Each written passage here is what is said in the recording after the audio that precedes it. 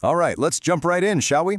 Welcome, everyone. Today, we're not just doing another rundown of process mapping, standard deviations, or flowcharts. No, we are stepping right onto the psychological battlefield of process improvement. We're going to explore why beautifully, perfectly mapped initiatives so often die on the hill of workplace culture. So if you've ever watched a brilliant, data-backed strategy completely fall apart the second it hits the actual work floor, well, this explainer is definitely for you. Now, I really want to start things off by shattering the illusion of perfect data with a rather blunt foundational truth. You can design the most mathematically perfect process imaginable, understood by the newest software and the straightest procedures. But if the people on the floor just refuse to adapt when they come in on Monday morning, your million-dollar project is completely worthless. Processes optimization is a hard science, sure, but implementation, that is pure human work. So that brings us to part one, the split of the change agent and the reality of culture. Think about the role of a lean Six Sigma black belt. It is a really fascinating contrast. On one hand, you have this highly logical data analyst. They live and breathe hard science, utilizing the DMIAC method, statistical variance, and system metrics. But here's the catch. All that pure knowledge is entirely useless without the other side of the role, which is the facilitator. A true change agent has to foster structural behavioral change through deep consultation and open communication. It's what we might call a massive cognitive split. Because think about it. You're asking someone to be an absolute master of mathematics and statistics while simultaneously acting as a highly empathetic psychologist trying to manage human friction. It's a tough gig.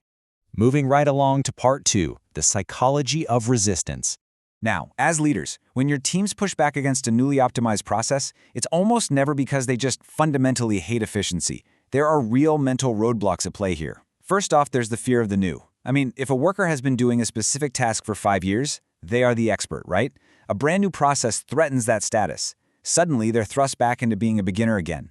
Then, of course, you have ingrained habits. The human brain naturally resists rewiring routines it's been running on autopilot for years. And finally, there's change fatigue. Constantly rolling out new initiatives simply exhausts a workforce. And this resistance, it can manifest actively, like loud complaints in a meeting, or passively, which is almost worse, where employees just quietly nod along and then completely ignore the new process the second they sit back down at their desks. Let's ground this with a real-world scenario in part 3, a practical case looking at the Blueprint RM&co packing station setup. Imagine a recent Greenbelt project over at Blueprint's RM&co. Through some really rigorous Lean 5S analysis, the data definitively proves that by simply reorganizing the e-commerce packing tables, the company can save thousands of walking meters. On paper, it's mathematically perfect, but picture the actual implementation. The packers look at it and react with, well, we've handled boxes this way for 5 years. It works just fine for us. And the moment the black belt looks away, the team quietly just reverts right back to their old, comfortable layout. The data is 100% correct, but the culture just outright refuses to adopt it. So how exactly does our change agent solve a packing floor crisis like this? Well, definitely not by forcing it.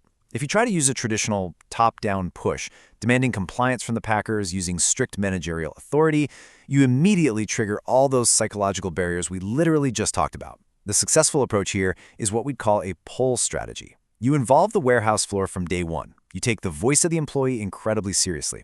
You don't just hand them a new packing process and say, do this. You let them co-design it with you. That way, you stimulate a continuous improvement mindset where the workers feel actual ownership over the new efficiency rather than feeling like they're just victims of it.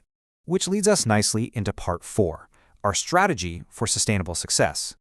The ultimate question for you in the board to ponder is this: how do we actually structure this behavioral change so it lasts? We need to fundamentally redefine the final phase of the demake it process, the control phase. Too often, executives view control as just, setting up a flashy KPI dashboard to monitor the new metrics. But a deeper look insists that the control phase has to be about the behavioral anchoring of the new reality.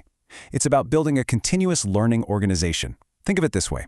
A dashboard tells you if the process is working today, but human commitment, that dictates whether it will keep working tomorrow. To actually achieve that sustainable embedding, we really rely on 3 vital steps. Step 1 is lean leadership training. The management team absolutely must understand how to lead a lean organization. They have to be visible role models. Step 2 is coaching directly on the work floor. Classroom education just isn't enough. Leaders need to be out there on the packing floor, offering structured, constructive feedback in real time. And step 3, which is often forgotten, is celebrating short-term success.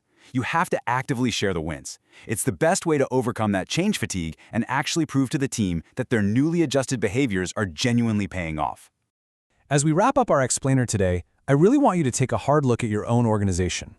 Are you only investing in the cold mathematics of process improvement?